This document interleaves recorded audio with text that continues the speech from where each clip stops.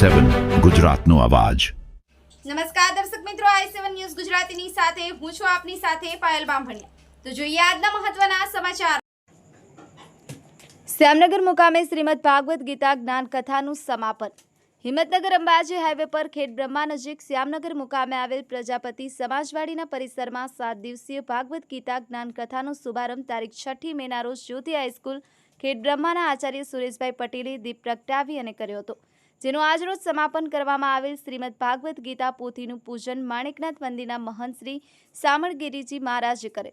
ગીતો પરની નિષદ જ્ઞાન કથા મૂળ શ્યામનગરના અને હાલે નરોડા અમદાવાદના સારસ્વત વિદ્વત કથાકાર શ્રી ગૌતમ મહારાજ દ્વારા 7 દિવસ શ્રીમદ ભાગવત ગીતાના શ્લોક અને તેનું ભાષાંતર તથા જુદા જુદા અસરકારક જોરદાર દ્રષ્ટાંતો દ્વારા સુંદર સમજ આપવામાં આવી હતી।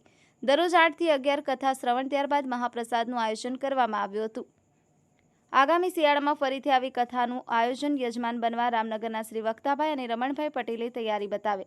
સમાપન પ્રસંગે બારગામ પ્રજાપતિ સમાજ દ્વારા સમાજના દીકરા અને કથાકાર એવા શ્રી ગૌતમ મહારાજનું શાલ અને પ્રમાણપત્ર આપી સન્માન કરવામાં આવ્યું હતું।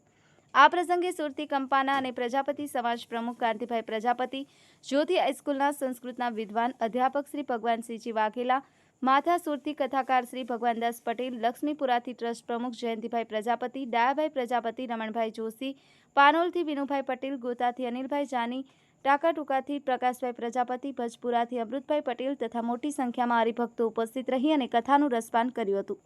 Bureau chief Hasmukh Prajapati, i7 news Gujarati, Sabarkantha.